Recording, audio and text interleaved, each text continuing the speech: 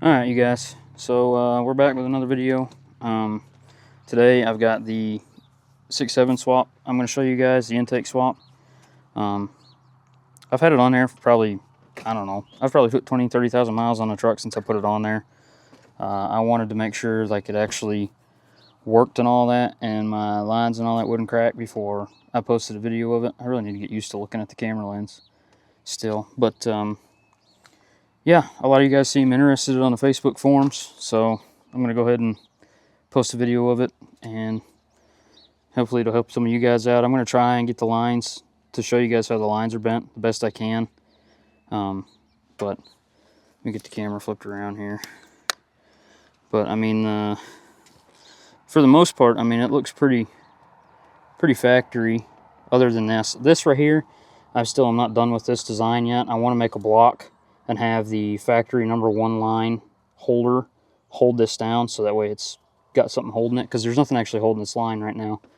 But I'll go ahead and get the intake off real quick, and then we'll go back from there. So I'll set you guys up so you can watch take the intake. It's not hard at all to get this apart, so I'll go ahead and do that real quick, and then I'll be right back with you guys. I'm actually going to talk to you guys as I take some of this apart. Some of your stuff is going to be a little bit different than mine, due to the fact mine is obviously a Cummins swap and a Ford, so your intake pipe's going to be a little different. Little things like that. A little bit of oil coming out of the intercooler. But yeah, so you'll need like a 13, a 10, and a 19 for your fuel line. And I'll talk to you guys and show you guys how I kind of bent the fuel lines on it, because a regular pipe bender will not work. Like, you're going to have to use a vise, take some of the old bends out of the factory line for #1, and then make your new ones. So if you try bending it with another bend in there, you're going to crack it. Because I cracked 2 of them before I figured out how to actually bend them. So, but yeah, another thing. Let me get you guys real quick. If I can here. This part right here, the way I did my intake, the throttle bracket, let me turn you guys up some. Excuse me. The throttle bracket usually sits flat like this, but I changed it. I just made like a little tiny like L-shaped bracket that kind of follows the line of the timing cover, and then that still gives enough room for your apps and all that to plug in. You actually get better room for your apps and all that than you would if you did it like regularly. I guess if you had like a regular swap or intake, I guess. Get this mic back out of the way here. But yeah, I mean, it's fairly simple. You have to take that, if you do it my way, you have to take the throttle off the bracket and then go from there that way, which it's not complicated. You guys will see like how fast I can get the intake and all that off of there. It's a little strip of rude. Oh, well. I also have a aftermarket, yeah, what am I trying to say? An aftermarket oil dipstick. But I'm going to walk away. You guys should still be able to hear me because of this microphone. But, yeah, the aftermarket oil dipstick you'll see on the throttle bracket, causing that to, like, stick in there too. So that way, I don't know what the hell I'm trying to say. I'm yapping. The oil dipstick, you won't have that.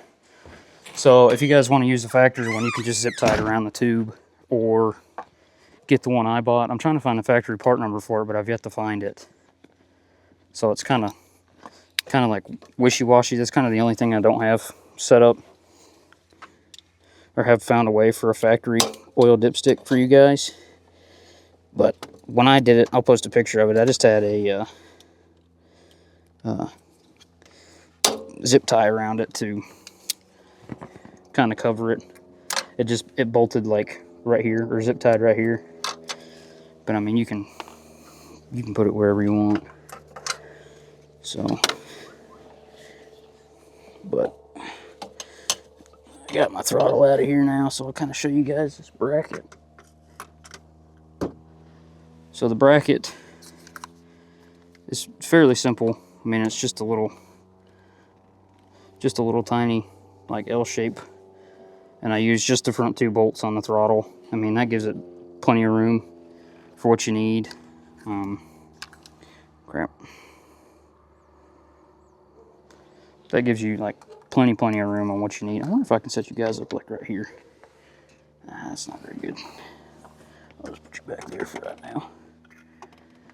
So, once you have the throttle out of the way, you can take your 13s and break them loose on the front there. You will need a stubby 13 to do the front 3 if you buy this intake.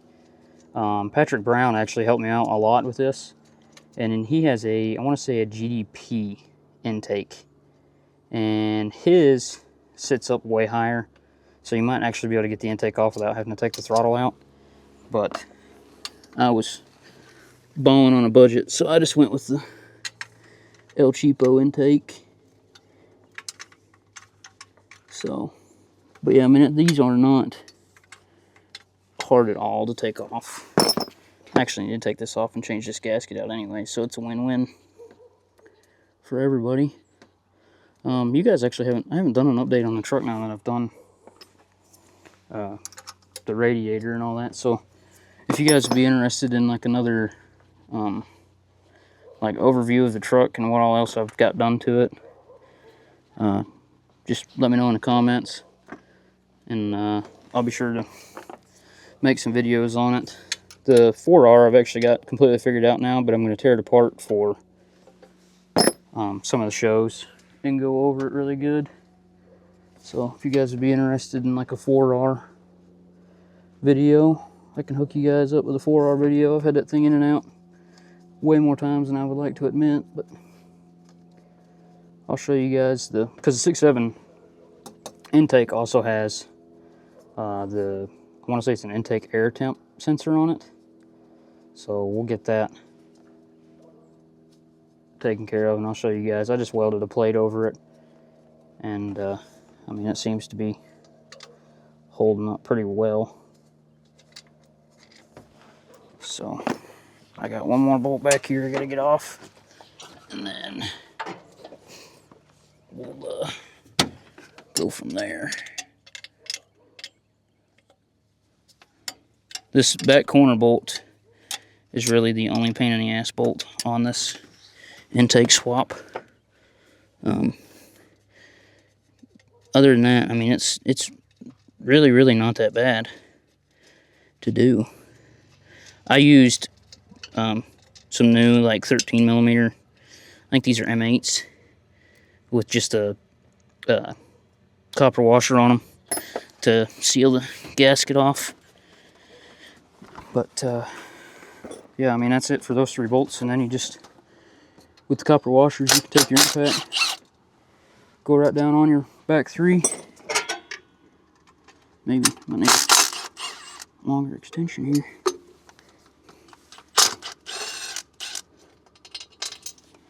So, got those 3 out. Mine, the oil in the intake. I did pop the 476 not too long ago, and I never got all the oil cleaned out of it from when it was leaking. Oh shit, I forgot to take the other 2 fittings off.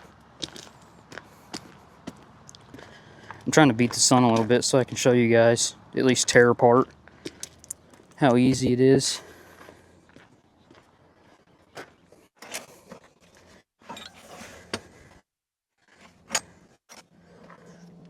But it's, I mean, it's really not bad at all to do these intake swaps.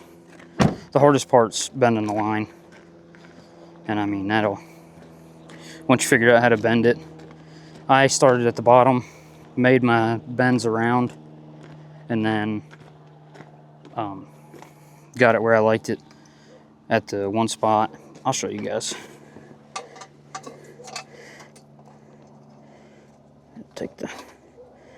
Forgot to take the nitrous stuff off.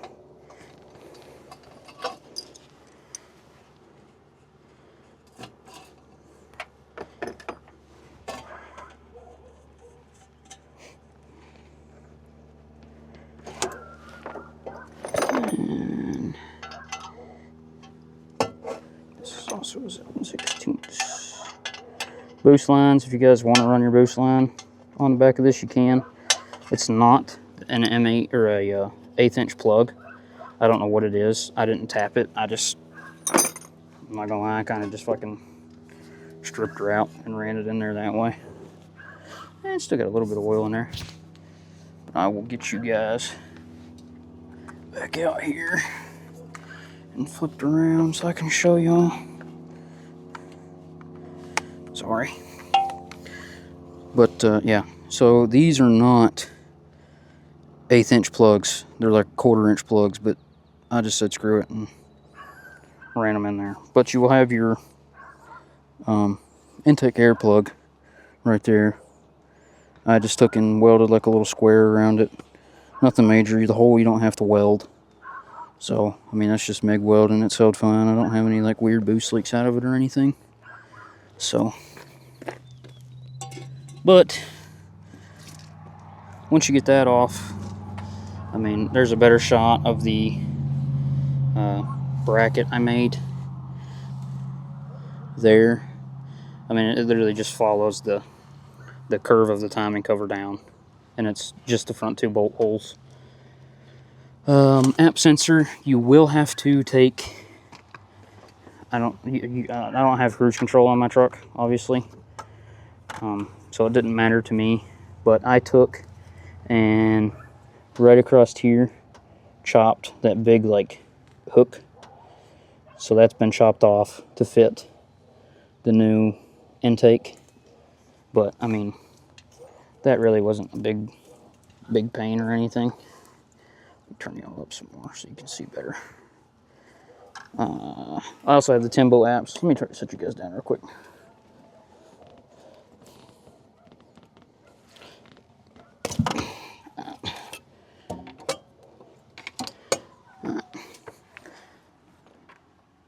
So you can kind of see how number 1 is kind of bent. It goes down right here. I have a hose right here. This hose has been on here for the whole time I've been running this setup, obviously because I don't have that block made yet to go over the intake. But yeah, you just run it right down there. It goes behind this bracket and it'll swoop down. You can't really see it, but it'll swoop. It'll go here, it goes down, and then it kind of is like a square. It runs, actually, you're right. Dang, you can't really see it. It goes there, down, right there it is. There, what the hell just happened? There, and then back over into number 1 injection port. So it makes its own path now. But I'm trying to do like the best I can. So hopefully you guys will be able to understand how it's bent once I get this damn camera back over here. It might be messed up the way it is. Let me turn this light on. I don't know if it'll help or not. Probably not, but it's just starting to get dark, so yeah, I'll get number 1 out real quick and I'll show you guys how I did all that. So need a 19 wrench. The other nice thing is like number 1 comes out by itself. So once you loosen it here and then on the injection pump, it flops like a fish. I mean, you can tell I'm not having to like fight any tension of the line or anything like that. So get over here where I can actually get down there and get number 1 out.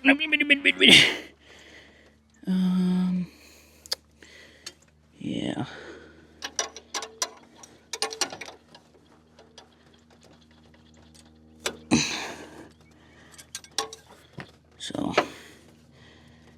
I said, you just take number 1 out by itself now instead of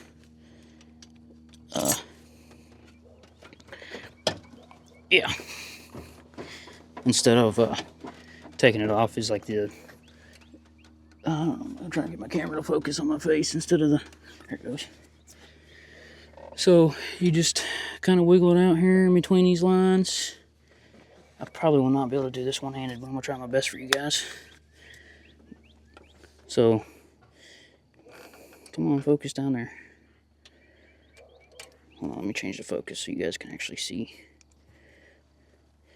It comes out this way. It's supposed to. Let me get this piece of rubber off here. So that piece of rubber comes off. It comes out like that way. Twist in a circle. Well, sorry guys, it's been a minute since I've had this thing off actually. It should just walk itself right out of there, because I put it on there. Yeah, there it goes.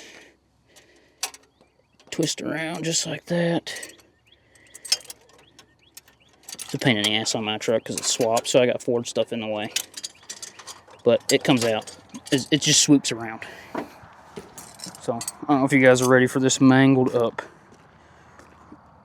atrocity of a number 1 steel line. I guess I'll do it right here on the boat.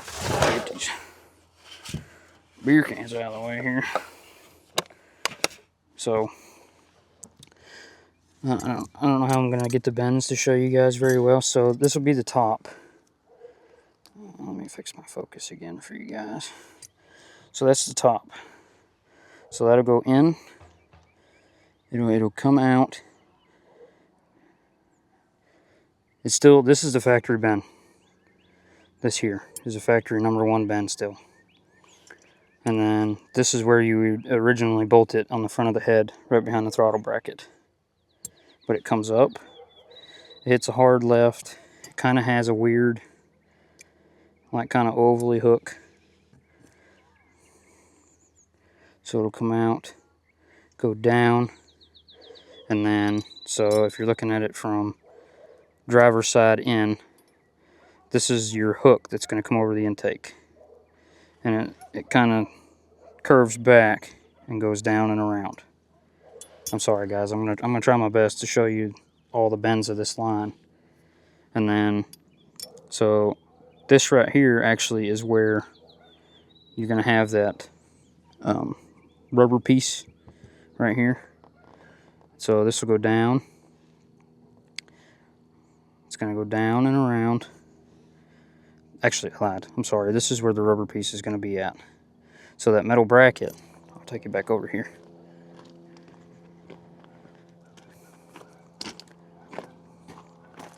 That metal bracket for all your factory lines, that one right there, this is where it goes in behind. Come on, focus. This is where it goes in behind, and mind you, it's curving in still. So it's going to do a weird curve in, and then when you get to this bend, it's going to shoot back out a little bit. And then it's going to go, it literally looks like just a square. This has got a little bit of a downward curve, and then it straightens back out a little bit to get in the injection pump. So, if you look at it this way, this is the way it kind of shoots down in there.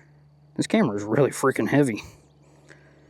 But I mean, it's just a big old square. It hides itself down and through there. That's the curve right there that I was talking about that you couldn't see, that goes in behind that metal bracket. There's it from this angle. Actually, yeah, that's pretty good right there. You can kind of see all of my like weird kind of tweaks and bends all the way up through. If you guys like really don't want to mess with it, shoot me a message and I'll try and help you guys walk through it. Or like if you really want to do it and you're scared you're going to break the line, shoot me a message. We can get it sent over here to my house. I'll bend it the exact same way. I'll test fit it on my truck, and then I'll ship it back to you guys without, like, you don't have to worry about paying me or anything like that. I ain't worried about all that. I'm just trying to help people out where I can. But yeah, so there's that part. All right, guys. One thing I did forget to mention is the line. You cannot bend it with like a pipe bender or like any kind of bender from the store, because it will snap the line. So I'm gonna put it in the vise real quick and kind of show you guys what I did to get the line to bend. So your factory bends, you have to take it out. So if you have a 90, just reverse the 90 in a vise, slowly walk it down, and then go to make a new one. So like this 90 right here, this one I made with the vise. So what you do is, like, you'll stick it in here. You just barely get it cracked enough for like your line to fit in there, and then you'll slowly like bend it. You'll walk your line down a little bit and bend it some more, and lock your line down in and bend it some more, because if you don't, it will kink the line. I had that happen on the second one. So I just wanted to give you guys that heads up too, in case you actually want to do it at home. So I mean, it is a pain in the ass. It took me 2 days to bend the line to get it right. But after that, I mean, I feel like I could bend one probably in 20-30 minutes and be all right with it. And then if we come back over here, the intake plate, all you have to do for that, I couldn't find what size the map sensor was. So what I did was I drilled and tapped the hole again, and all that does, wow, you really can't see that. All that does, let me zoom in on it some. It's just a bolt and a copper washer, and you don't have to worry about like any of your factory lines hitting it. All your factory lines bolt up exactly where they used to. The other thing that's nice about the 6.7 intake swap is you don't have to worry about, shit, let me turn that back down.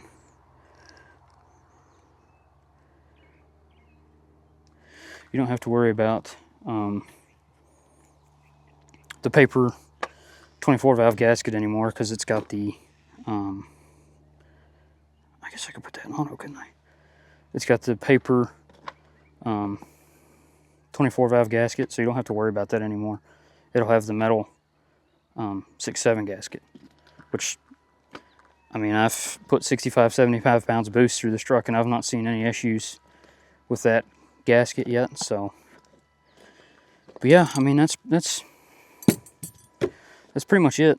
Like I said, Patrick Brown helped me out tremendously with it. I don't know why that's not going into auto. Still dark for some reason, must not see it. But yeah, Patrick Brown helped me out tremendously with this swap. He is the original mastermind behind it. I'm gonna turn you guys back this way. But he helped me tremendously with the 6.7 swap. He's the original one that ever did one. First time I'd seen one was at UCC when he did it, and it made me want to do it.